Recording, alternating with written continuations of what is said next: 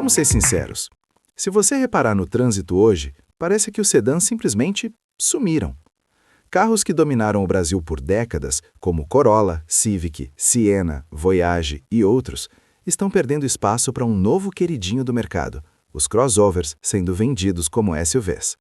Mas a pergunta é, isso é só uma impressão nossa ou o mercado brasileiro realmente virou a chave? E mais, será que essa mudança faz sentido para o consumidor? E onde entram os carros elétricos nessa história? Eles estão facilitando ou dificultando o acesso ao carro zero? É exatamente isso que a gente vai analisar agora, aqui no Autocar Brasil. E antes de continuar, já aproveita, se inscreve no canal, deixa o like no vídeo, porque isso ajuda demais o Autocar Brasil a continuar trazendo análises claras, sem enrolação e sem puxar sardinha para montadora nenhuma. Agora sim, vamos ao conteúdo.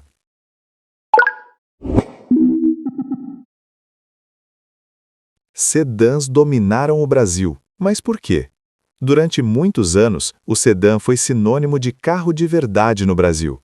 Ele passava status, conforto, porta-malas grande e a ideia de carro familiar. Só que o cenário mudou. O trânsito piorou, as ruas ficaram mais esburacadas e o consumidor começou a valorizar outra coisa: posição de dirigir mais alta e sensação de robustez. Mesmo que, tecnicamente, muitos crossovers sejam apenas hatches elevados. Crossover não é SUV, e isso confunde o consumidor. Aqui tem um ponto importante. A maioria dos carros que a gente chama de SUV no Brasil, na prática, são crossovers.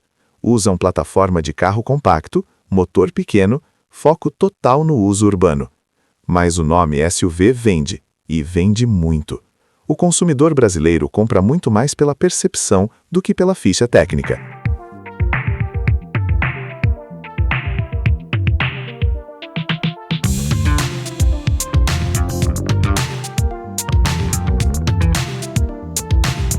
Preço. O sedã virou carro caro. Hoje, quando alguém pensa em um sedã médio, os preços assustam. Enquanto isso, crossovers compactos parecem maiores, parecem mais modernos e muitas vezes custam o mesmo ou até menos.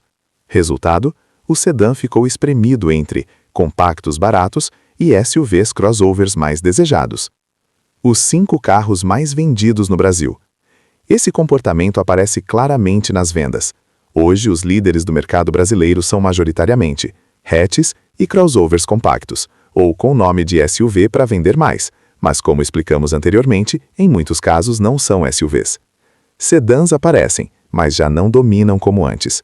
Isso não é especulação, é dado real de mercado.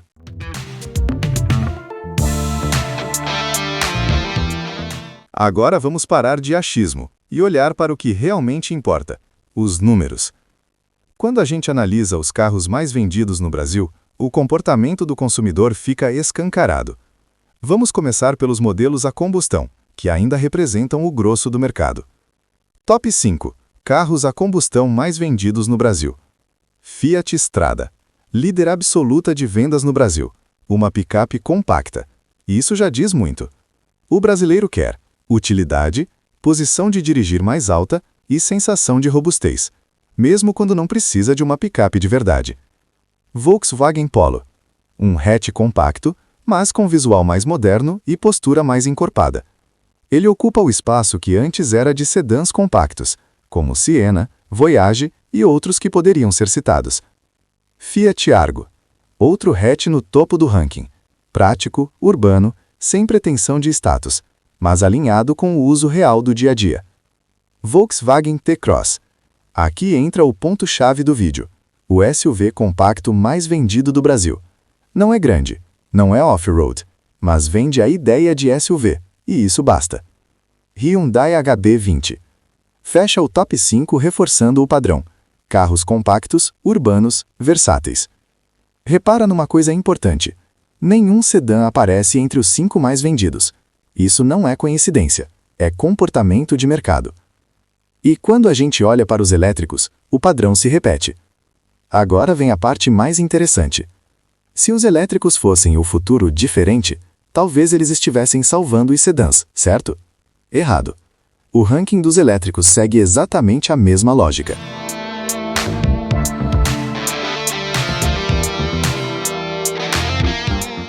Top 5 carros elétricos mais vendidos no Brasil em 2025.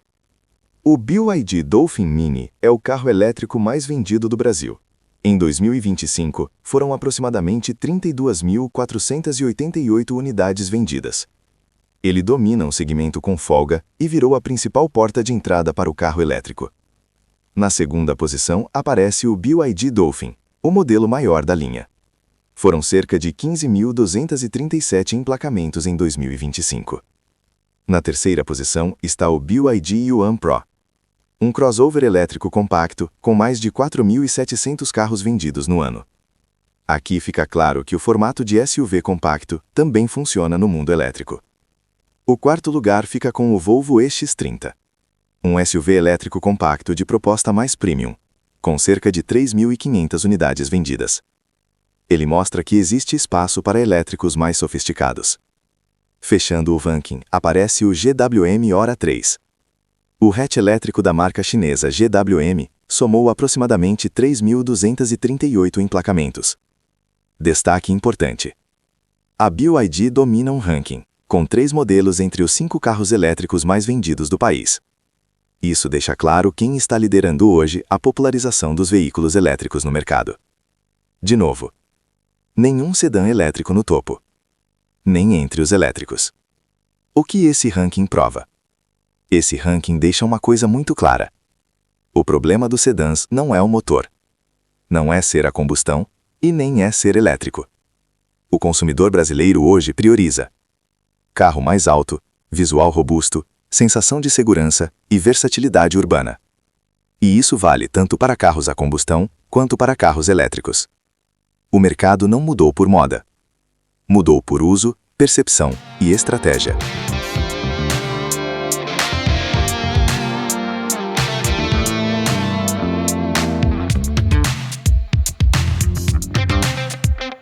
Os elétricos estão ajudando ou atrapalhando? Aqui entra um ponto muito interessante. A entrada dos carros elétricos não começou pelos sedãs. Ela começou justamente pelos compactos e crossovers urbanos. Isso abriu o mercado para novos consumidores, sim, mas também trouxe desafios. Por um lado, custo por quilômetro mais baixo, menos manutenção, acesso a tecnologias modernas. Por outro, preço inicial ainda alto, infraestrutura de recarga desigual, dúvidas sobre revenda e bateria. Ou seja, o elétrico democratiza o uso, mas ainda não democratizou totalmente o acesso. O futuro dos sedãs no Brasil está ameaçado? Sedãs vão acabar? Não, mas eles devem virar um produto mais nichado, focado em frotas, consumidores conservadores ou quem realmente prioriza conforto e porta-malas. O grosso do mercado já fez a escolha: carro mais alto, visual robusto e sensação de segurança. Conclusão: o mercado mudou e não foi por moda. Essa migração dos sedãs para os crossovers é real, não é achismo. Ela envolve comportamento do consumidor, estratégia das montadoras, preços e agora a chegada dos elétricos. O carro ideal mudou e o mercado simplesmente seguiu o dinheiro. E agora eu quero saber de você. Você prefere sedã ou crossover? Essa mudança faz sentido para sua realidade? Deixa seu comentário aqui embaixo. Se inscreve no canal. Deixa o like no vídeo, porque isso ajuda muito o Autocar Brasil a continuar trazendo conteúdo direto, honesto e sem enrolação. A gente se vê no próximo vídeo.